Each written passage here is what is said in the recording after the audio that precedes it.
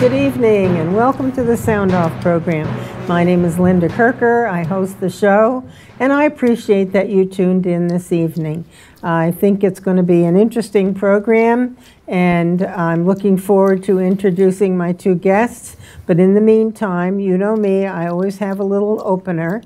So I found this at home, something I wrote a while ago, and it struck me as this might be a good thing to start the program with. Are we looking at the end of the structure that holds the people of this country together? Is it time to restore our foundation and our cultural principles? We need a hard dose of reality to make those changes. We need a renewal of the fundamentals of our land. Do you see the trouble we're in? It is time to rebuild our nation. We cannot accept brokenness or deny the need for the restoration of America. And it's time for us to work together. We can do it. And we have to stop the division of our people and work together to restore this country. It won't be easy, but it'll be worth it. It's time to heal our nation and revive our national pride, enthusiasm, and energy. It's time to stand up and get to work. It will take all of us working together for a strong, vibrant USA, teaching our children about our great country and be an example for them. That is my opener. And with that, I would like to introduce my two guests. A first-time guest is Roger Langevin. Welcome to the show. Glad to be here, Linda. Happy to have you here. Corporal Roger Langevin, who is a police officer in St. Albans. Correct.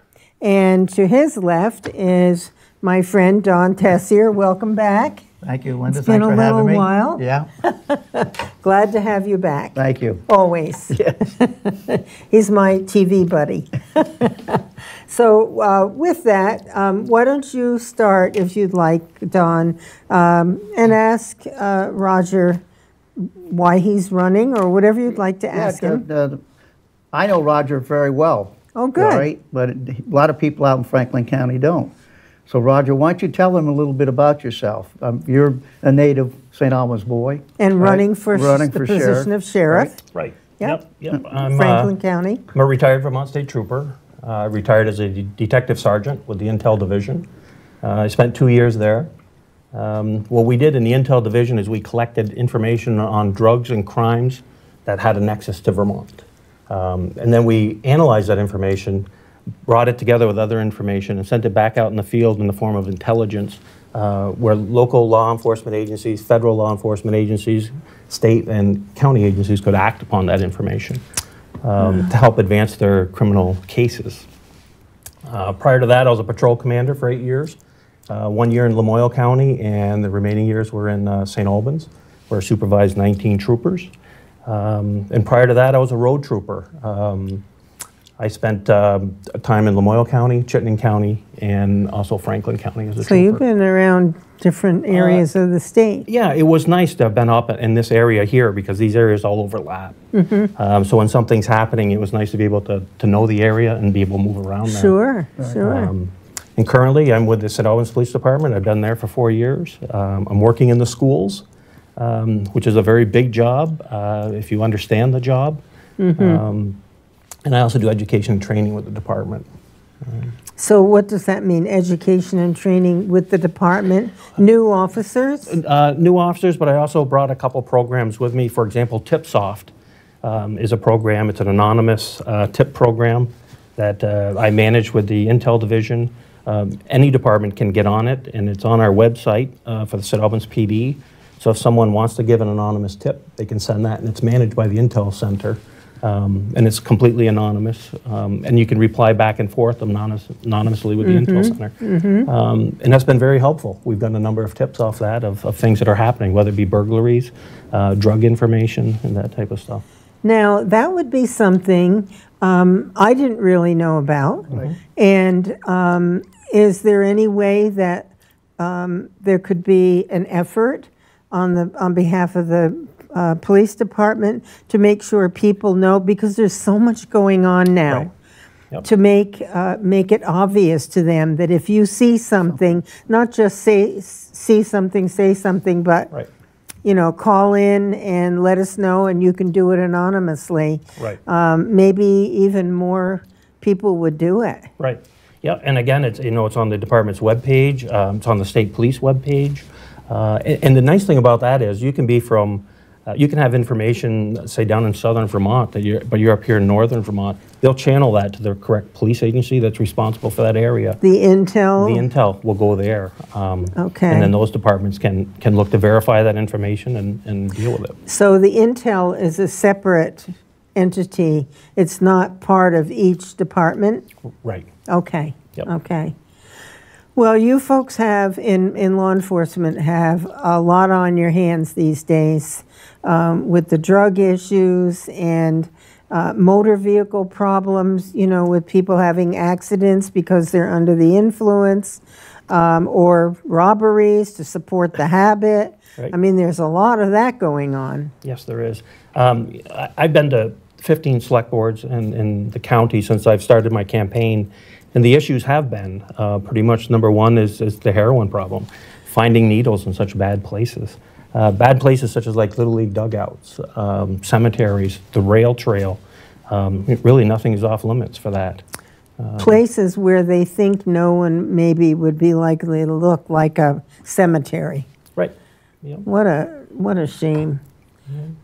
So is it your opinion or your experience, Roger, that a lot of these drug users are injecting, or do you think most of it is oral intake, or? I think from the amount of needles that are found, I think there's still a bulk of people that are injecting. You know, as we continue to find needles, it's certainly not, you know, it's not reducing. I did bring the latest heroin statistics that I had as of this past week.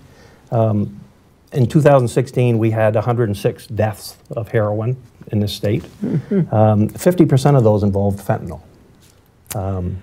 In 2017, we had 107 deaths, and 61% involved fentanyl. So it's increasing. And this year, thus far, we are at 86 deaths. I don't know how much of that is fentanyl. So the projection is that, you know, 120 to 130 deaths will probably happen this year with heroin. So it's, you know, it's an ongoing problem. It's not going to go away soon. Right. Franklin County's had 5 deaths since the first of the year. Mostly young people, or I noticed in the paper with a lot of these break-ins and motor vehicle issues that they seem to be in the 30s, a lot of them in the 30s, some of them younger. Right. Yeah, I don't have the breakdown, but I'm thinking it's more towards that age group that you're speaking of. You know, but it's not, you know, it's spanning all the economic group. It's not, you know, just your low-income people. I mean, you get everybody nowadays that get caught up in it. Do you think there's something that could be done in terms of a community education presentation or focus about, you know, to let people know exactly? A lot of people don't pay attention. I don't know. I'm just thinking out loud here.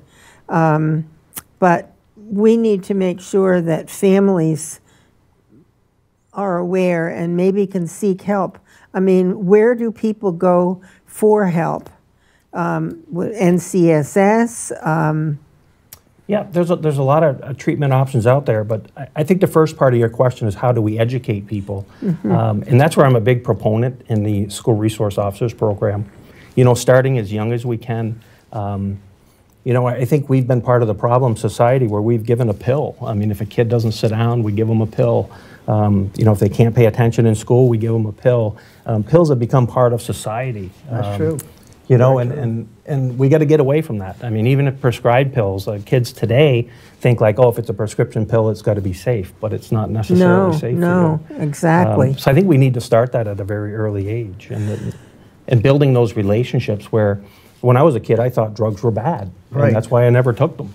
And we need to get back that way of thinking that they have a purpose. Yes, education, and yes, a friend of mine gave me a book recently, and you would think it has nothing to do with this, but it's like something about love, and it's about relationships. And if we build solid relationships, and these young people, as you say, Roger, feel that they have a purpose in life, and that people care about them, and care about them enough to say, no, this isn't okay, you can do this, but this is not all right. And we might not have some of the problems that we have in our schools with behavior and, you know, acting out and things like that. It's a big problem. Yep. Yes, it is.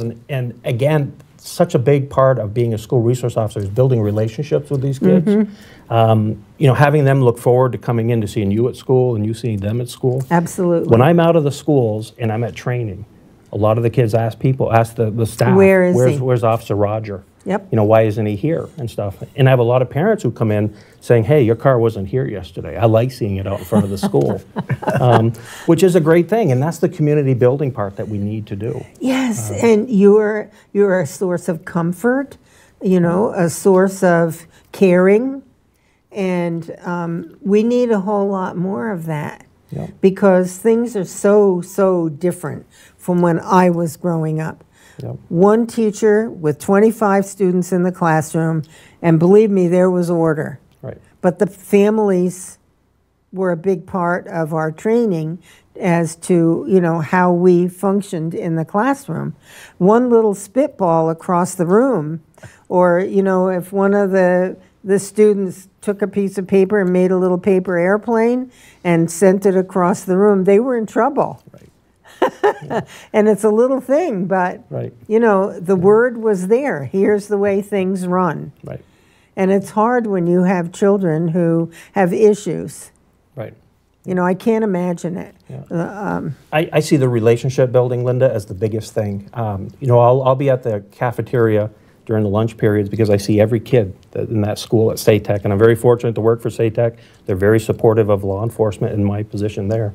But I see every kid every day, and if there's a kid who's not eating with the others or eating alone, I don't let that person stay isolated. I wouldn't I'll connect them with someone else. I wouldn't either. I'll invite him to have lunch with me one day and bring 2 of his buddies. Absolutely. You know, and we'll talk about things and build those relationships. All of a sudden, that child is probably more accepted Yep. because, oh wow, you know, he sat with or she sat with the officer, Right. so wow. Yeah, and you know, it's those kids that have lashed out in schools over time, nationally. You know, those that feel isolated, that don't feel like they have a relationship with anyone. Sure. And you know, we get to bring them in and take care of them, and we don't have the issues. You know, if we can build those relationships, Absolutely. those quality relationships. We should have more of that, really. Yep. Now, I know in some of the younger levels, elementary, so forth, level of school, there are some people who go in as grandparents, you know, and maybe work with a specific student. That is something, actually, I would love to do. I love children so much. I miss when my children were small. But you can't do everything, Right. you know. But I'm a nurturer, too, and that's really important these days. Do you have something you'd like to say? No, I'm listening, but I was going to say that a lot of this stuff starts at home. If they see the parents doing it, they feel it's all right. So we need more foot patrol too. When I grew up, the cops walked what they call their beat. They didn't ride in cars. So, and I know Gary Taylor's done some of that, putting officers on the street and talking to children when they go by, all right, and say that, you know, something up, I'll help you, you know. And that's when I grew up. they walked the beat. They didn't drive cars like they do today. One thing that we've done at St. Albans Town Educational Center is they have a PBIS card, which is your personal best.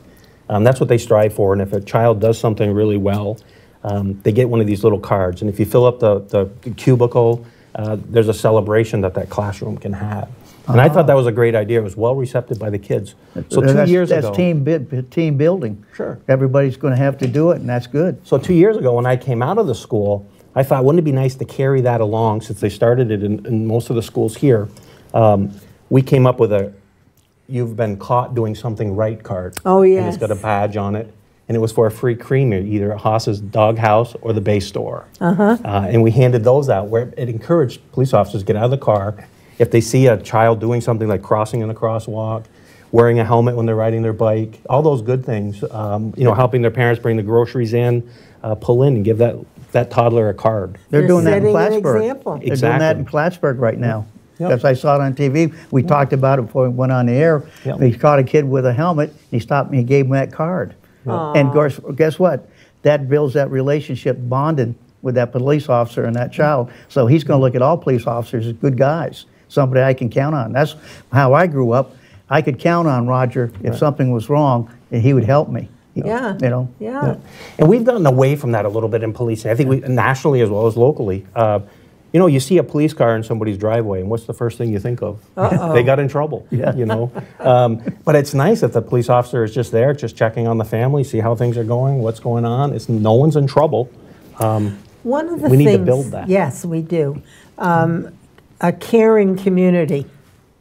One of the things that I've espoused for quite a while is that we have, when it's known, and I don't know how the school would know, or how the community or whatever entity might be involved would know, when a child in a household is maybe 3 years old, whatever, where there is a training for the parents in terms of what will be expected when your child gets into school. That if your child and the other children in the classroom are going to be able to learn, we have to have the children obeying the rules, paying attention, and so forth. And I realize that kids will be kids once in a while. But basically, if they understand in advance, maybe the parents can be given some tools on how to train the child to pay attention and so forth. Right. Yeah, I would think that's what preschools would be doing. That kindergarten type of stuff, yeah. You know, and I praise the teachers all the time at the schools that I work at, because there are some families and some kids that come in that do require a lot of additional attention. And it's tough being a school teacher today. Oh, I have a lot of respect for them. I think that everything possible should be done to make it easier for them to be able to do their jobs. And if there is a disruptive child in the classroom, that child has to be taken out so that the other students can advance their learning. Right. You can't allow one student to disrupt the learning of the rest, right, as sad as it is. Yeah. Many schools, and my school included, have on-staff behavioral specialists, which are very good. NCSS is at the school. So it is very nice, and the school has counselors as well, and they're busy. They are. You know, there's a lot of broken homes out there. Yes, there are, sadly. That these kids come from. But what I also like, Linda, is that my police department, has a buy-in on this police officer at the school as well, the school resource officer program. So if they deal with a family, and it often is the case, where police show up to the house, and if someone gets handcuffed and whatnot, and a child is present, they will let me know the following day that, hey, there's a child at your school that was involved with, and observed some of this, please talk to them. So it's nice to explain handcuffs. Yes. You know, they think of it as a bad thing. By the time I'm done talking to them, it's a good thing. It kept everybody safe. Nobody got hurt. Nobody was fighting, you know, and that type of thing. And they took them off when everything de-escalated, you know. So then now the child's like, well, police weren't bad because they took that mom or dad away and handcuffed them. But now they know that handcuffs are for safety. Yes. So we can help ourselves a lot by being in the schools. And it really seems to be working at the school I'm at. When I go on patrol in the summertime, I can't go through a neighborhood without the kids waving because and they're looking, and the other officers tell me, it's like, geez, you know, they thought I was you. They're like, are you Officer Roger? No, you're not. You know, so it's really good, and it tells me we're doing things right. Yes. You know, because we're also going through places where, you know, there might be a lot of kids there and a lot of single families and that type of thing, or single parent families, and you know, you're connecting with these kids outside of school, so it's nice. Yeah, I can tell you have the right disposition and the right understanding of what's needed. Right. And that makes all the difference. You're willing to make the connections, you know, which are so important. Right. So many of these young children, I feel badly, and I often feel that the teachers and the children are caught in a system that's troubled. Right. Are we getting them involved in sports at all, some of these children? Because I know growing up, when my mother used to throw me out of the house and tell me to come back at lunch, and so we always had pickup games, baseball, football, and stuff like that, and it kind of does stuff. And so are they working on that for the children in the school, get them involved, like in a basketball, soccer, and all that stuff to maybe get rid of some energy? Yeah, plus it gives them something to look forward to, team building. And, you know, and that's one way we can do it, I think. And I agree with you. I think we need to get the electronics phase out of our society a little bit more and get the kids outside doing those things that we were doing as younger. Absolutely. And using that energy. Right. You know, I think that, first of all, these should not be allowed in the school. Yeah.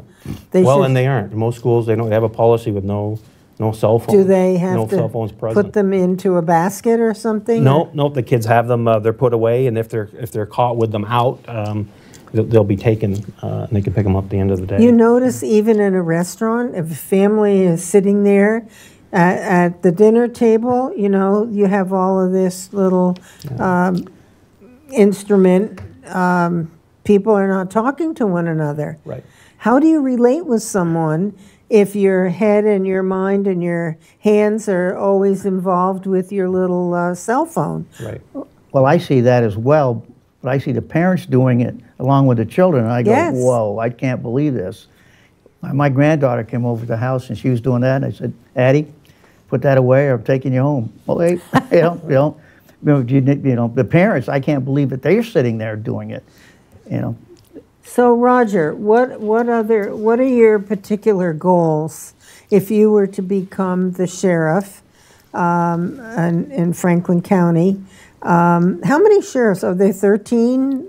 There are 14 counties in Vermont, 14 sheriffs. Okay, Each county has a sheriff. My goals, Linda, would be, well, I'd like to see more school resource officers, obviously, as I had mentioned. But I'd also like to see an increase in patrols. The street crimes unit in St. Albans Police is doing, I think, a phenomenal job. They're collecting their own intelligence. They're getting it from other sources as well, like from the Vermont Intel Center. But when somebody calls, a resident calls, they're very proactive quickly, which is kind of nice. They aren't necessarily getting the big fish, you know, but they're getting results. And I think that means a lot, and they're making the arrest, they're getting the users in the treatment, they're trying to get the dealers behind bars, which is tough to do these days. And then, you know, but what's going to happen is, in the displacement theory in law enforcement, is those drug dealers are going to leave the city and the town because of the aggressive enforcement of St. Albans Police, and they're going to go in the outlying areas with a lesser presence. Right. And I'm thinking of, the entire county. That's what I used at the state police. That's what we did. We patrolled the county, and I think bigger. And we need to. I would like to see 2 deputies on the street crimes program. I'd like to see 2 troopers on the street crimes program, and maybe a Swanton police officer. From the sheriff's office, or from the sheriff's office, and also the state police, and also Swanton police if they could afford it. It'd be nice. We're all in this together, right? And we can utilize our resources. And I think it would be very, very effective countywide. Be very responsive. Currently, there's a Vermont Drug Task Force, which is very good, but they work pockets of areas. It could be a year before they come back here, you know, to this area, depending on how bad things get. There might be other counties that are worse than us, where they would work first before they work their way back here. So I think the street crimes unit, I'm a big proponent of that. I think Chief Taylor's done a good job at putting it together. I read in the paper the town board or the city select board, whatever, whichever one it was, asking questions about what this would mean, you know, how would it work and everything. And yeah, I think it's a good thing, absolutely. I recently had to go to a, and this is another issue I have, Linda. I recently had to go to a complaint where there was two people that were sitting near a bank on a picnic table, and the bank no longer wanted them there, and they wouldn't leave. And so I showed up. By the time I got there, the male was gone, but the female was still there. And when she told me her name, I said, "Oh, I know you. I revived you a couple years ago with Narcan." Oh. Well, she perked right up and very proudly said, "I have been revived 8 times. 6 times I was flatlined." And I thought I pronounced her dead when I was there, simply because when I gave her a dose of Narcan, she didn't wake up. So the ambulance crew came in behind me and they administered a second dose. I said, I didn't realize you could administer multiple doses. Now today, it's not uncommon, 3 or 4 doses to someone. Wow. You know, maybe my thinking isn't right on this, if there's a right and a wrong, but it concerns me that the decision was made that people who are using heroin or what have you and might need to be revived can carry their own Narcan with them. That just encourages them, hey, I can do all of this drug I want because I can just take this afterward. And so it kind of facilitates their using the drug. Right. Well, the risk is gone. Yeah, and you know, and I look at it like someone's going to seek treatment on their own time and when they're ready. So you know, I look at it as this is someone's son, this is someone's daughter. Hopefully, they survive until they decide to get the treatment that they want or that they need. So it's tough. You know, it is tough. You know, and I don't understand the addiction. You know, I've never had it, fortunately. Thank God. But you know, it's tough. I mean, you see these people struggling, and you can just see their body deteriorating. So it's difficult, and I don't know what the answer is. You know, but I think starting again, early education, the pipeline for the heroin users, I think, is full. Clearly, the numbers are indicating it's still increasing. So if we can stop new users coming into that pipeline, over time, I think we'll get ahead of it. But it didn't happen overnight. It's not going to stop overnight. Well, Linda had an idea quite a while back. We were talking about it. We need to put these people into a building, and they can't leave for 30, 60 days. They can't go and get a shot. They have to go into for rehabilitation to get themselves out. We're going to help. Back in the old days, we used to down to state hospital down in Waterbury, and put them in there to make them cured. Well, there's another problem, and that is, of course, we know that there's a significant amount of crime that is related to the drug use and supporting the habit. And where was I going with that?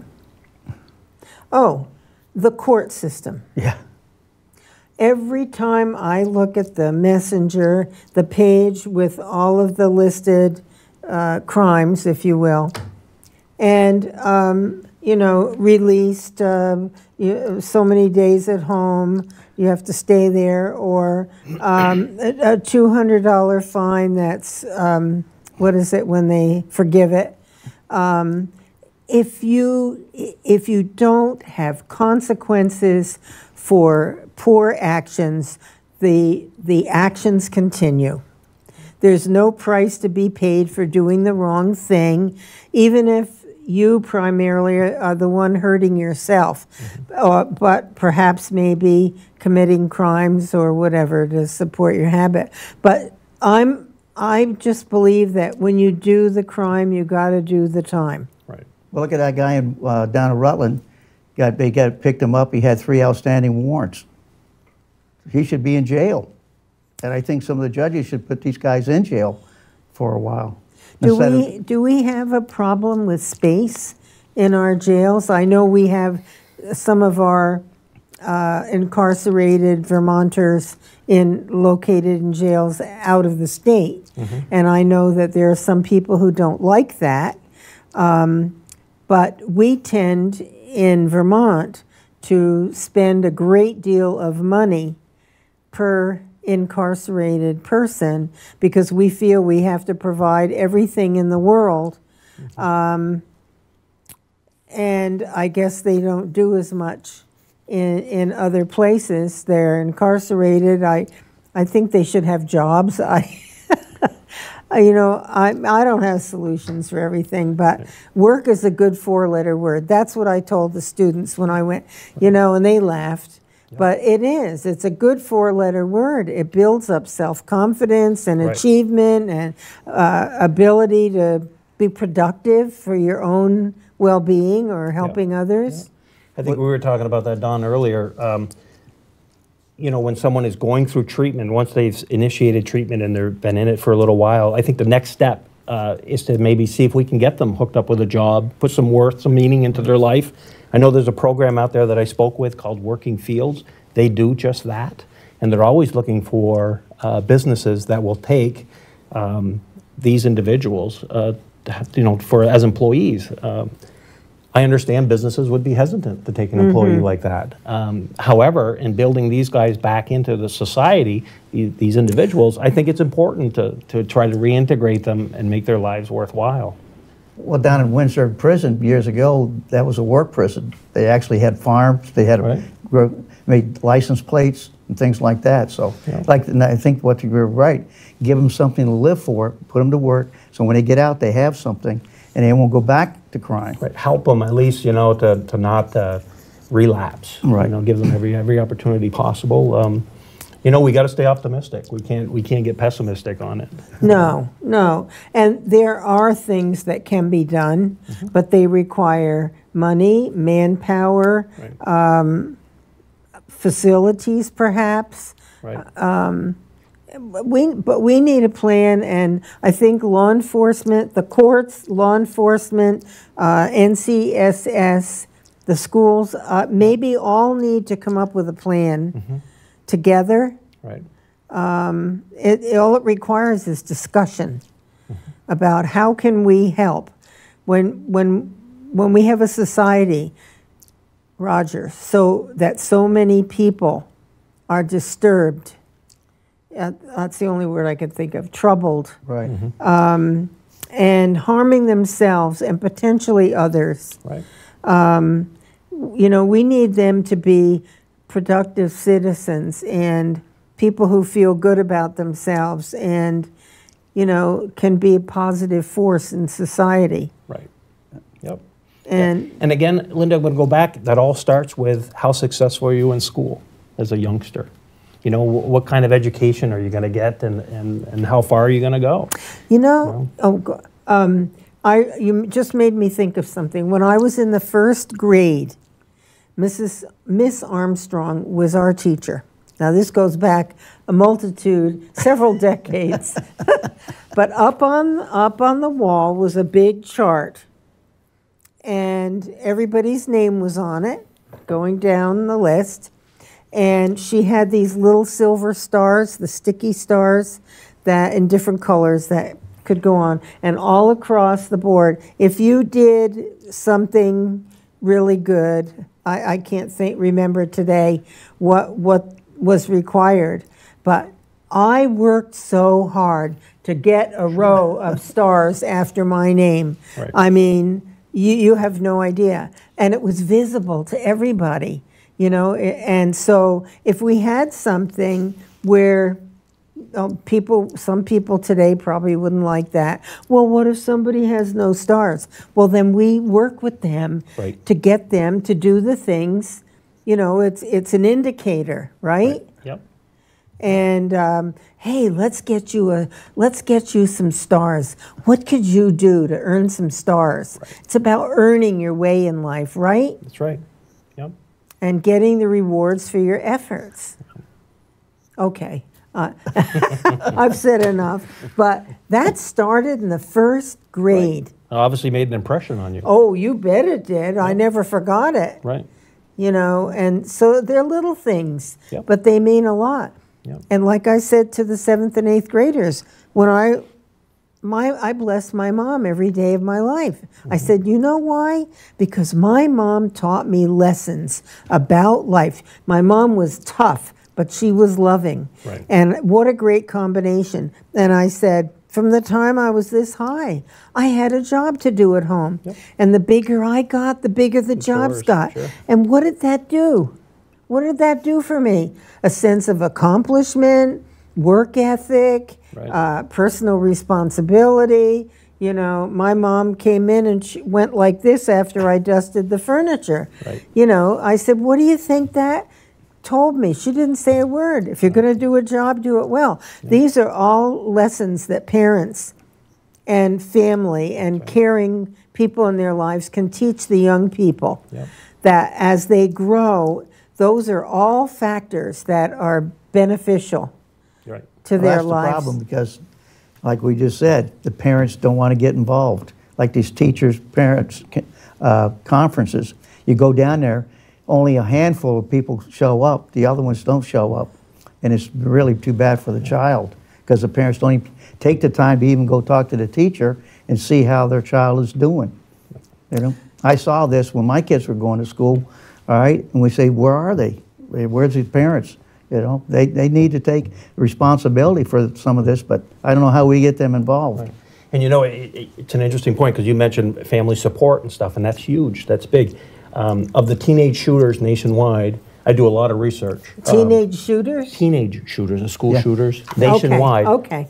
82% of them come from broken homes. Yeah. 82%. I believe So what I do when I'm at the school is, if I know that this is a single parent home, that type of thing, I pay a little more attention to that. Oh, okay. You know, I try to make that relationship with that child, whether it be a male or female, you know, because I know that they're lacking something, and I know statistics tell me that, you know, they're at risk. Absolutely. So we need to build that relationship. And to a lot of them, especially the younger ones, I feel like I'm their father figure. Oh, at the school. Yeah. You know, because No they doubt. look for me every day. They make eye contact with me every day. They say hi, that type of thing.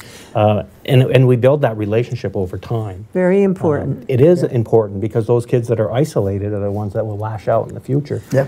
Whether it be grade school, high school, somewhere. You're filling a void in their lives. Well, and that's the need. That's the need that we have to do as law enforcement, right. In these schools and in these communities, you know. And a lot of times it leads to conversations with the parent, you know, where, you know, they come to school and I'll let them know, you know, your daughter or your son is doing well. Let me tell you what they did today in the cafeteria or what they were doing at school, you know. So it's kind of neat to build that relationship with the parents, too. Oh, yes. It's important. You know? Definitely. Do you have anything else on here that you wanted to share? No, I just covered that the heroin statistics, which again was huge. The other things that the select boards told me, ATVs. That is something that I would love to try to address in just about every town here in Franklin County has ATV issues.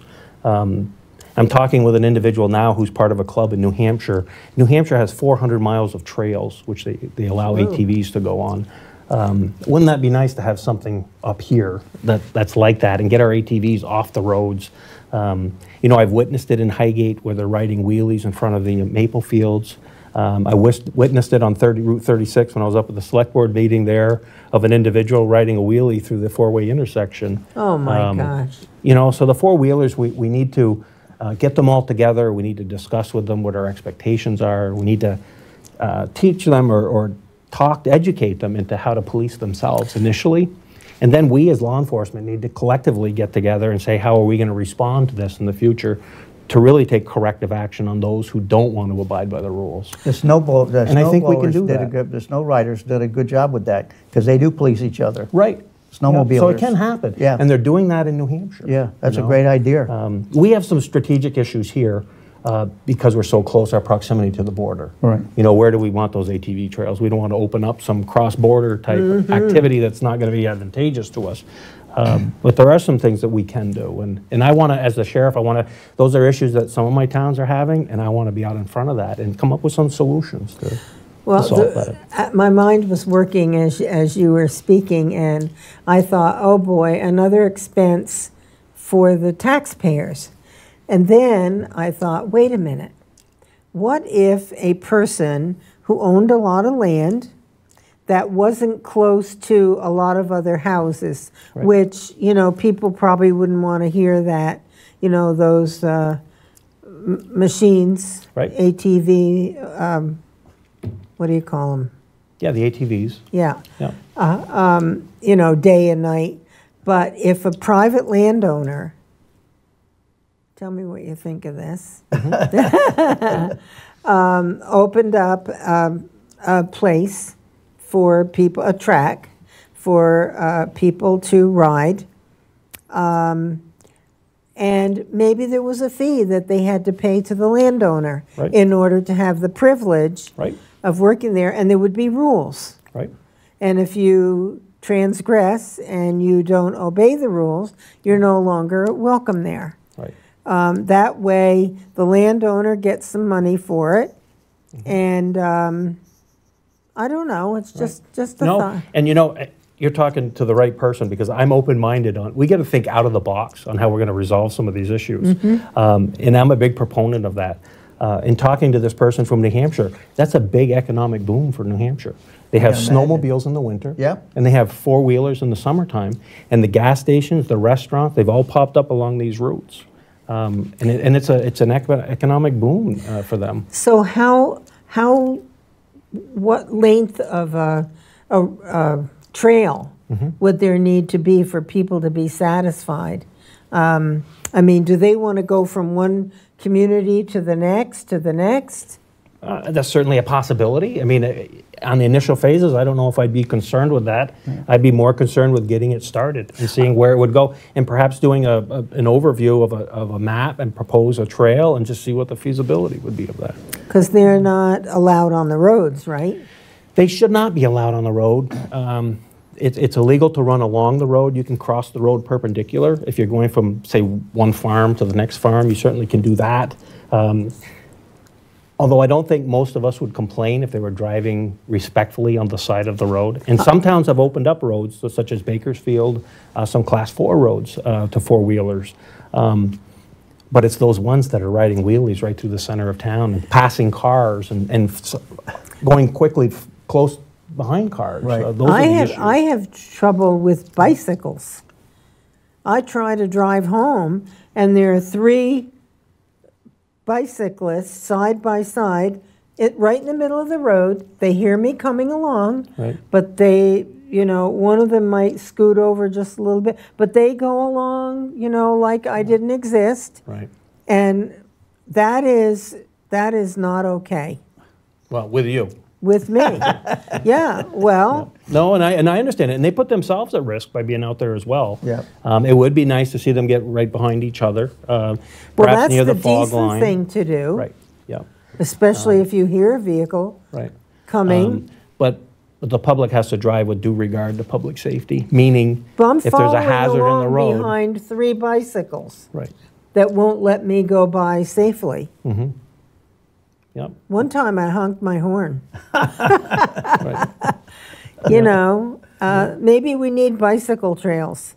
Well, I think they have bike paths, and many municipalities now have on the main roads, like I know in St. Albans City. You see St. Albans, they put it down there. They there. have a nice bike path. And a lot of big cities have got bike paths and bike things that you can drive on, which is good. Yep. Which is good. Well, okay. So, as far as the Sheriff's Department, do you know how many people work in the Sheriff's Department here? I've heard a number of 12 full-time deputies and a total of, I believe, 33 sworn officers. So part-timers as well.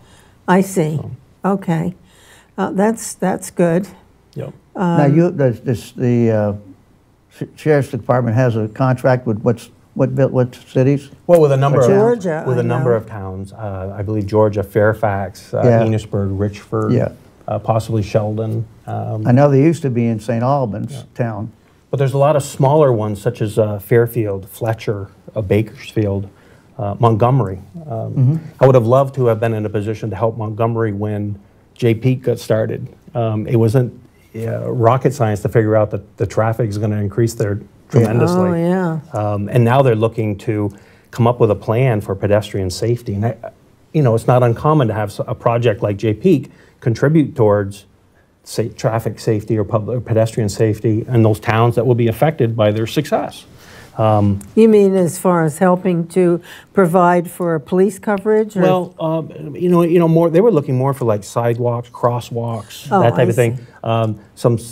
Those blinking lights when someone gets in the crosswalk, that type of thing. With the increased traffic, and of course Montgomery is trying to advance themselves as a community. They have a theater there and everything. And when I sat with them, I said, "Gee, here was an opportunity." That you guys could have had, because we discussed that pedestrian safety issue, and I would love to help them with it. And they had some great ideas as to how to move that forward, but it would have been nice to have had, maybe the entity that created most of the issue, like J-Peak, the increased traffic, to help with that. Such as Walmart did with Route 207 and Route 7, where they come together. They clean that up nicely to make it safe very for everybody. Nice. I'm an idea person, and sometimes they're good, sometimes they're great, and sometimes forget it. I love brainstorming, That's how we move forward with a lot of things. I do too. Yep. So what the thought was, as you were mentioning all of these towns in Franklin County, is there any kind of a Franklin County entity where the towns might come together for conversation, maybe a representative from each town to talk about, what happens in one town sometimes affects another. Absolutely, we're all connected. And maybe some creative ideas, not to spend more taxpayer money, because I'm conscious of that, but to work together with, maybe there are some great ideas out there where they could work together to support one another.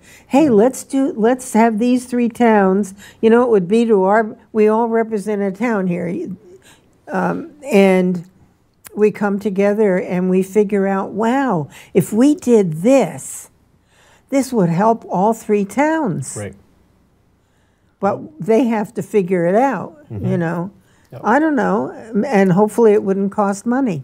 Well, everything costs money, but if you make it worthwhile, where people believe in it and they see the positive effects of it, the impact of it, if you can save lives, that's the big thing. That's the key. Well, that there's a lot to do about the cost of living in Vermont, and I know way too many people talking about moving on. Yep, I know a number myself. Yeah, and so we have to be conscious of the costs. And by the way, some of the things that have happened in the state, some of the gun owners are not at all happy because of legislation that was passed. What was the other? Oh, I'm a firm believer that our police, local, state, sheriffs, departments need to work with ICE. I think that's critical. I'm not asking you to, you don't have to speak to it. Right. But it's in the best interest of the protection of all of the people of the state for all of our law enforcement agencies, entities to be working in concert. And so we'll see what happens going forward. Did you want to say anything? Well, Linda, the person I was talking to, they back up the locals, the ICE and Border Patrol. They all have the radios. Right. So if something happens, they respond to help out the locals. The federal government's already doing it. They don't wait for these guys. They automatically are doing it now. Who is? Border Patrol and ICE.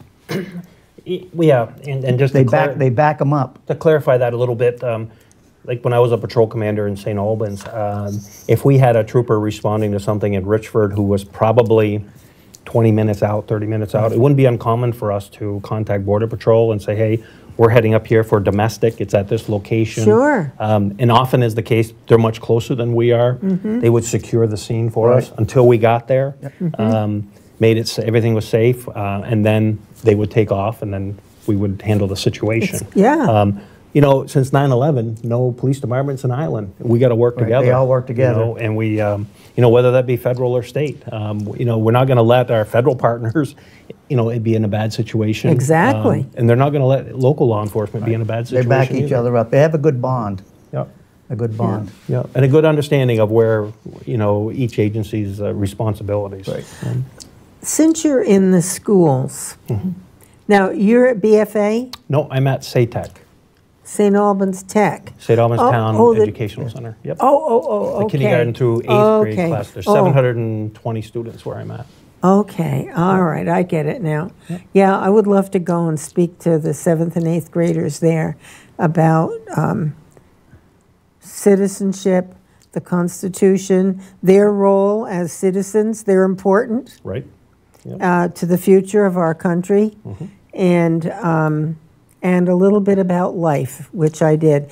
And do you know what? I got 50 letters the next week, all hand printed, and most of them responded to the talk about life. Yep. When can you come back? Please come back, even if you just talk about you. Right. Well, what he was saying was life. I used myself as an example for things that happen in life. Like life will smack you in the face and you have a decision to make, sink or swim. Right. And anyway, it was one of the most remarkable things I've ever had a chance to do. I'm just so grateful for that opportunity. I think, Linda, if you're going to make a positive influence, that's where you're going to do it. I think by the time they get to high school, these kids have already formulated who they're going to be.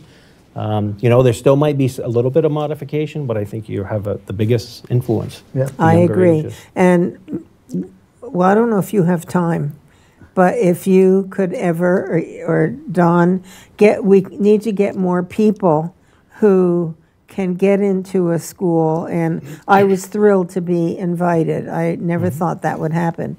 But to get into the school and talk heart to heart, you know, with the young people, I think that's so critically important, to build them up and let them know they're important, and, you know, there's a big world out there for you, but guess what? You have to prepare yourself. You got to earn it. Yeah, that's right. So anyway, this isn't about me, but it's, you know, it's the kind of thing that you're doing with the young people, is to be heart to heart with them and let them know you care. Yep. And I don't think there's anything more important except keeping us safe. That's right. And we need you for that. So, Don, did you have anything else? No. I think we've covered quite a bit on what it is. We're getting down to the witching hour. Oh, we have about 7 minutes left. There we so, go. Anything else about how your experience I mean, you've had a number of experiences in law enforcement, state police and local police. Right. I got a question. You know, they have this junior fireman deal where kids, you know, do you have the junior cop deal? We have an Explorers program. I'm glad you mentioned that. Yeah. The St. Albans Police does. And they actually had, I think it's 5 or 6 students that went through the academy. It's a 1-week school. It was at the Armory. And the week was filled with activity and events. And it was run as a mini police academy, if you will. Oh, no kidding. And a couple of the kids initially had a tough time with it. The youngest one was an incoming freshman, and the oldest one was going to be a college sophomore. So you had quite an age span there. And I sponsored the incoming freshman. He was an 8th grader last year, good little guy, had everything, wants to be a police officer. So I convinced him and his mom that he should join this program, and he did. And he did remarkably well as the youngest individual. He got the Shooters Award, the Top Marksman Award, so helped build his confidence. Absolutely, absolutely. So it was a great program, and you know, a number of these people want to be police officers. You know, and I expose them. I've got a master's degree in criminal justice leadership. So when I was talking to some of these kids, it's like, you know, you can get an education in law enforcement, and you can be anybody you want to be. You can work for the FBI, you can work for your state police, or you can work for Homeland Security. The criminal justice system is large. So maybe, you know, being on the beat isn't for you, but something else in criminal justice. Sure, different opportunities. So there's a lot of opportunities in criminal justice, which these kids just ate right up. Yeah. So it was good. So yeah, we great. do have that program, and I'm looking to grow that next year. I I'd like think to see a that's lot more kids. a great idea. Because I remember that junior fireman stuff, you know. Yeah. They sit on a fire truck. Yeah, they're being exposed to opportunities. Right. Absolutely. And it makes you think about, wow. And then I'm assuming, maybe erroneously, that during that camp or school, that it's made they're made to understand that there are things you need to do to prepare to be a police officer. Yep. So that should inspire them to work harder in school Right. to attain a goal, right? If you can understand your education and how you're going to use it in your life, Right. it makes it meaningful. much more meaningful. Yeah. And you can recruit somebody that could save him, make a purpose in his life, and say, maybe you might want to try this with me, and he might turn out, you know, you can take somebody who's going down the wrong road and get him on the right track by making him, say, a part of the team. That's why I believe in that sports, because then it's a team effort. Be included, part of something. Yep. So that's very important. It is. It is important. Well, that's a great thing to know about, and I'll be interested to hear more about that. Good. Okay? Yep. And if you're planning one sometime, you That's can even bring a couple of them on who have been through it. Right. If you think that they'd be willing to speak up about what that did for them. And I'm sure they would. And Lieutenant Jason Weatherby of the St. Albans Police Department is the one who put it all together, along with Sergeant Jason Lawton, and they did a great job. You know, the parents were thrilled. They had a graduation at the end. The entire police department was there. They really did well. Oh, that's great. perfect. Perfect. Yeah. Well, we're down to the last couple of minutes, so anything, you know, you want to take a minute and say anything to the folks out here in particular? Just that the voting for the Sheriff's Department or for the Sheriff's Office is August 14th. Love to see a lot of people get out there and vote. There are some pretty good differences between myself and my opponent, and you know, my vision is to grow the police department. You know, make it the police department that's, you know, not afraid to do community policing and expand into other towns, you know, and be respectful. So. And yeah, I think that's great. And you're a part of a big picture, and you're part of the family of the community. Right. And so we'll talk some more. Folks, this is the end of the program, unfortunately. It's been fun to get to know this young man a little bit better. And his name is Roger Langevin, and he'll be on the ballot. So get out there and do your civic duty and vote, okay? All right, good night, and I'll see you again next week. Have a great week ahead.